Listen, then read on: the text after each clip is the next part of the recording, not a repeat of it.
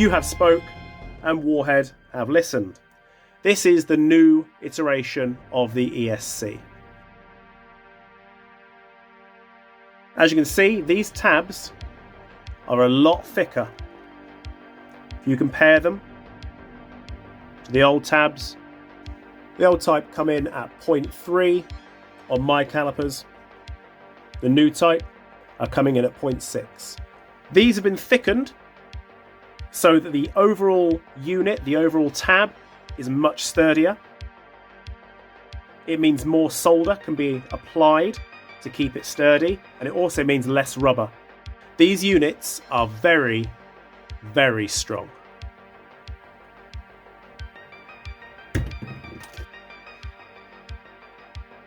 This is the standard wiring loom from a G&G, and you'll see that these fit straight on and they click.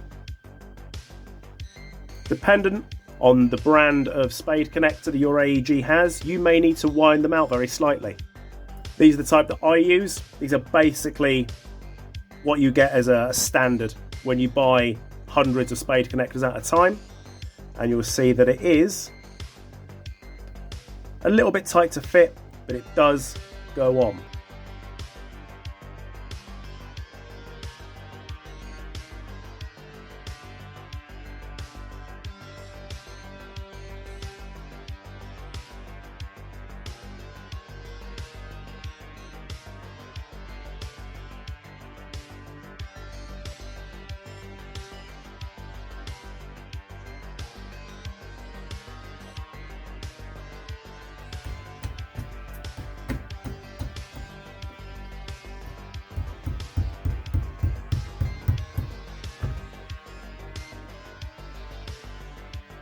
Obviously, if you go overboard, you will be able to bend them, but as you can see, they bend and they hold up. These should be tougher than any brushed motor tab.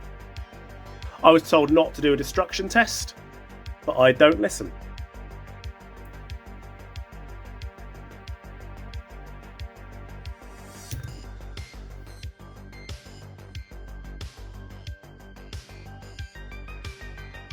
Well, I've gone through my thumb and I've broken the actual board. The tab did not break. That took every bit of strength that I've got to crush that. It's tough. It's very, very tough. These units are going to be coming as standard on every single Warhead motor and have already started entering the market. You may still find that if you buy them from particular retailers, particular countries, you may still find you get some of the older type or the wired type. The ESC itself has also been changed very slightly to increase durability. So if you do have a particularly fiddly gun and you don't realise that you've crammed your motor in sideways, the likelihood of damage to the ESC will be far reduced. And that's it. New stuff. Because of the time of day, I'm going to be fucking police cars and fucking ambulances all day. So I apologise, I can't cut them out. So, this is the KWA Eve, or Eve 1. I have yet to see one of these, and I took it in to do some work to it as nothing more than a morbid curiosity. Because, technically, I've stopped working on KWA AEGs because I don't trust them. They're not trustworthy. Now, I was quite happy with the KWA/PTS recall guns. They were really good. Then little bits and pieces changed down the line, and KWA did what fucking airsoft companies do all the time that is just infinitely frustrating, and they just got a bit complacent. And I was sick to death of spending time and money working on KWA guns, and then 3 or 4 months down the line, they just wear out. They don't break. There's nothing in them that's broken. They just wear out. But I'm also I hate their tappet plate and nozzle system. I hate it. So it's frustrating. But this is new, and obviously because it's new, people think that I know everything about everything, and I don't. I only see what's here. This gun is basically unused. It's been used once, so you can tell by a chrono tag. It's been used fucking once. So, I'm about to mess with it and see what I think. I'm bumping this, it only came in yesterday. I'm bumping it up the queue just because I want to take a short amount of time before I get back on the queue, because I'm getting a lot of questions and I need to keep up to date. As far as I'm aware, this is just going to be a polymer version of a KWA. You can see the sticker is in place here. It's never been opened. I'm sure it's going to be fine. We'll see what happens. Do you know what? That sounds really nice. That sounds really nice. I'm happy with that. It's a quite small gun, so we're going to go with sort of a 2.5 max on it. So I'm just going to rock some 2.5s and see what it says. Okay, so we've got 1.09 joule. That's fine. So first things first, we're going to fuck off the hot rubber, because it is just hot sick. Gearbox appears to be different. Even with the hop completely off, it seems to have now pop up. So let's see what it says now. 0.99 joule. So that is great for CQB. There we go. Right. All the speedy boys won't like that. Oh, what are they going to do if they can't see? Fucking hell. They'll have to think outside the box. They're not good at that shit. And as normal, I've never taken one of these apart. I haven't got a fucking clue. So we can adjust the power if we can turn that. But as normal, the wires are in the way. You fuckers need to stop doing this, because it is nothing but an annoyance. Oh, that's so annoying. It's just so annoying. And of course, it's chewing up the wires. It's so annoying. As soon as I saw it, I knew it was me tearing up the wires. Hasn't gone through the wire, just through the heat shrink here. That's all it's done. But it's fucking irritating. Stop with your shit. Please just be a push pin. It is. Thank fuck for that. Okay, so I've not measured one of their pistons in a little while.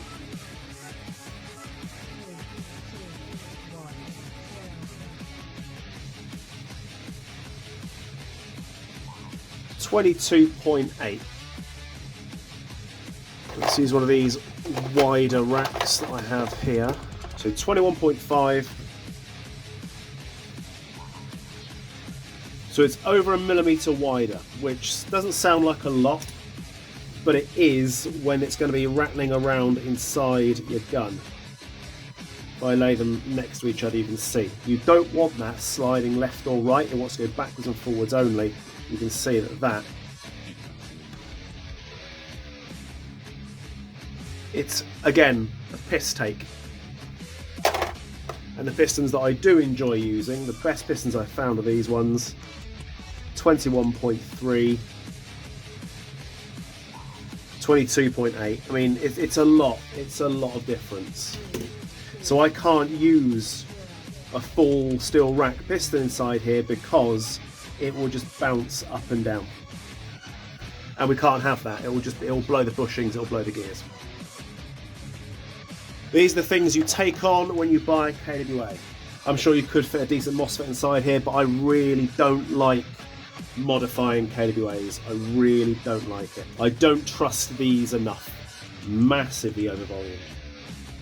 It doesn't really matter on a short barrel gun. It doesn't matter, so I shouldn't whinge, but it does bug me just a little bit. So maybe I should just shut the fuck up, huh? So I've just contacted the customer and asked, hey man, would you like to have a MOSFET inside here so you can definitely run 11.1 without any overspin, in which case we'll do an inline, or would you prefer a Warhead motor? He said, do both. And I've gone, there's no point. As much as I'd love his money, with this gun, we're not going to change out the piston, so pre-cocking is kind of pointless. It'd give him burst fire if he wanted it, but it'd be using a regular motor with the MOSFET and the rest of it's completely standard, or using the Warhead. In this case, I've gone with the Warhead. It would take me less time to do it, therefore it's cheaper for him. Obviously the Warhead motor won't overspin, or shouldn't overspin, but it really doesn't. You've got to be going at some rate of fire with some hell of snappy speed to really get that to happen, so I'm not concerned by that. And obviously people do worry a little bit because Warhead motors are very torquey. They're worried it will damage gears, but at the end of the day, if you were to go with 11.1, a really high torque motor, you'd probably get the same problems. In fact, you definitely would get the same problems. So it's like, don't bother, you know, have one or the other. Let's do the Warhead. It would take less time to do, which makes it cheaper.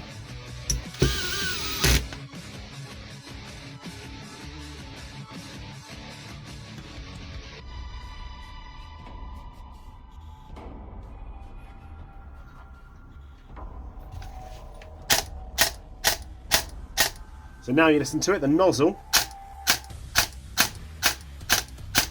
is exactly the same place each time. See that? Lovely.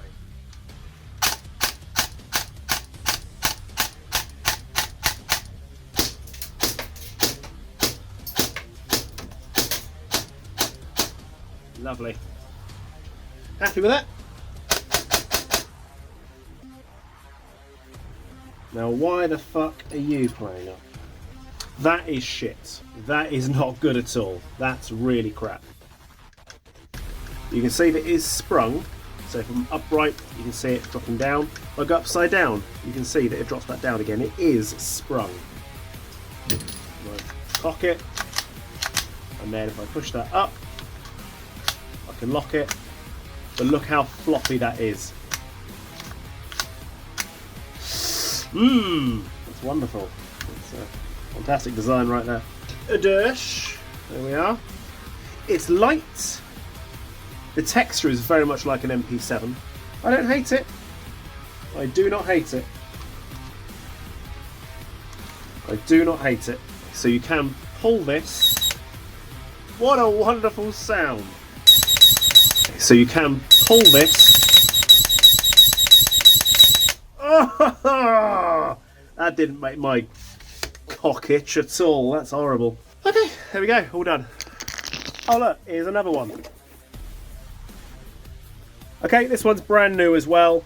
I wanted to check when the guy dropped it off it wasn't a recoily thing, and I wanted to point out any issues that it may have. So I've already taken the stock off. But those are the 4 little screws. They were thread locked into here. It was a little bit touch and go to get them off, but they did come off pretty easily. Plan for this one is very simple. Reshim, new spring, Warhead motor, maple leaf hot rubber. I figured I'd do 2 in a row, why not? They're a little bit fussy and I was like, So I'm happy that the last few that I've worked on of these have been actually quite good. But I figured let's do another one and see what I find. Again, this one should be completely brand new. Should be.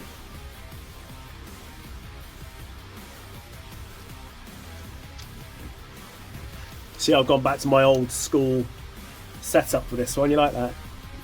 Yeah, you like that, don't you, Bill? I am going to be cutting back his wires as well because it's just too much fucking wire. Too much fucking wire. As always, absolute shitache with these. I really don't like this system. They could have left just a little bit of room so that this can be taken apart. But they don't leave any fucking room. And it's frustrating. It's a pointless thing to do. It doesn't make any sense to do it that way. Why make it so that you can't get the wiring out easily if you're going to offer a quick change spring system like this? No matter how hard you try, it wants to chew the wires up.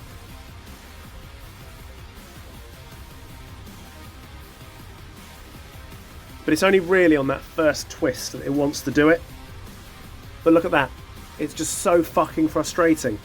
So frustrating. As per the one you just saw, that is very floppy. The spring, again, upside down, it does work, look. But it's still just floppy. Look how it's taken. I've not damaged the wires, but that is just so fucking annoying. The thing is, it's only done to make you cause damage to your gun so that warranty doesn't have to be held. It's the only reason for doing it. Well, that's right, yeah. It's fake, isn't it? Did the exact same thing with the last one. It's not actually an Allen head. Duh. And then one more screw up here.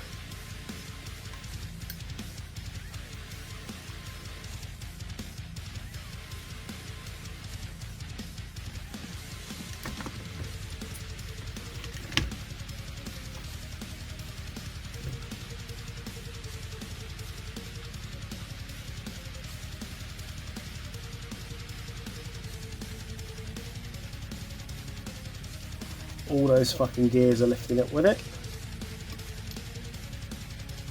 The bush.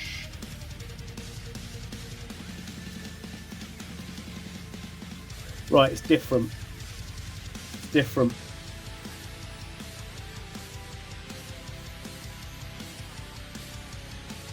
Or is it an optical illusion? Yeah, it's different. This one's shorter here by a smidgen. Right, that is barely shimmed. Wow!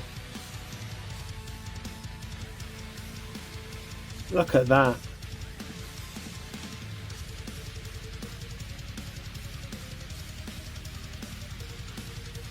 Even with a bare finger, look at that.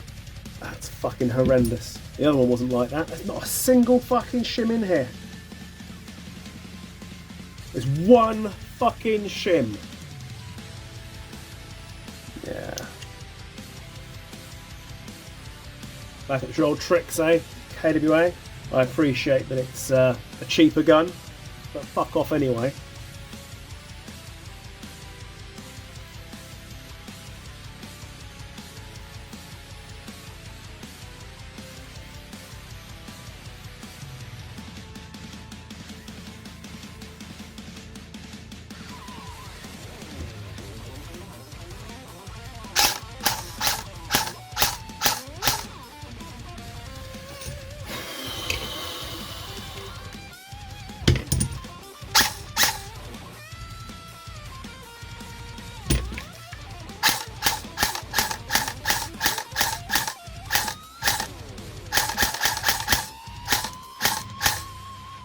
Fuck me, that's horrible.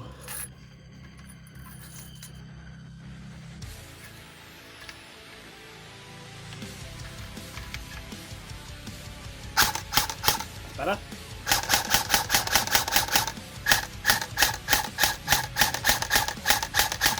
Bear spring.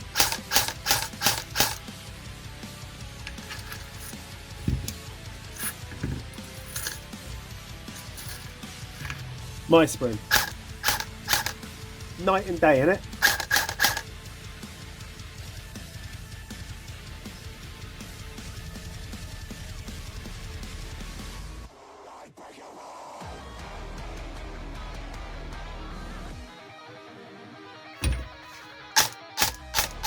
Oh yeah.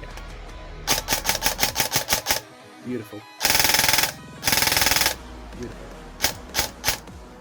Beautiful.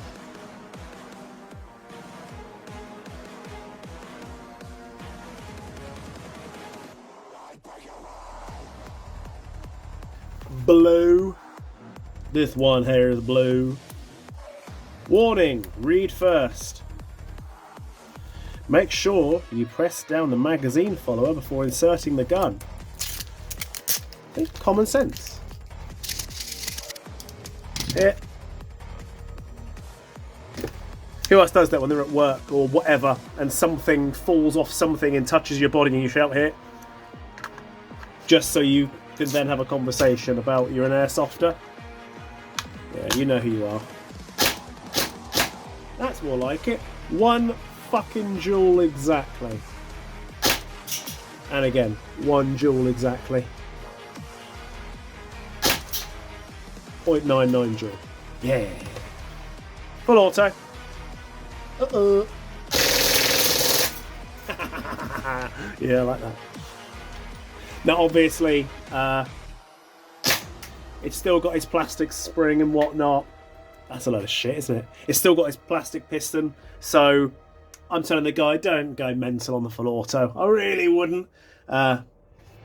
He knows this shit already. He's a long-time customer. He knows the fucking rules. He knows the fucking rules. So credit where credit's due. It's still very quick change spring. Credit where credit's due. It does sound good. They've clearly sorted out their gear issue because it doesn't sound like fucking nails. It sounds lovely. I still hate that. And I still hate the method they've got on the back for the unscrewing. It's just beyond pointless. But hopefully it will last. Oh, the piston. I still hate their piston. It's not ideal. But the difference in sound between their spring, which is just clearly too short. That's all it is. It's too short. It's vibrating. A little bit of pre-cocking would have taken that away. But again, I just don't advise doing crazy shit with these. If it's your own gun, fine, but if I've learned anything in my nearly 42 years on this planet, is that I'm always right.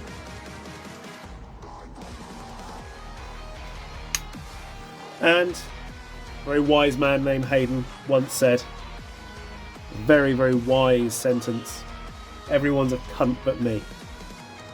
And I think that applies. It's going to be entirely up to him as well to make sure that these screws stay in. I am not thread locking them because then you've got to apply heat to get them out. So overall, this one was a lot more frustrating than the previous one. But, meh. What's a girl to do? I'm going to fuck off his fuse though. Bastard. I forgot that. Their cable is shit. Absolute shit.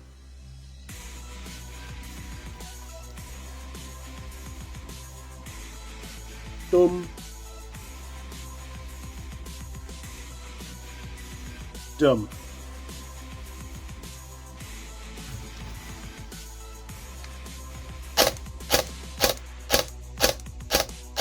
Lovely. So what do I think of the KWA Eve?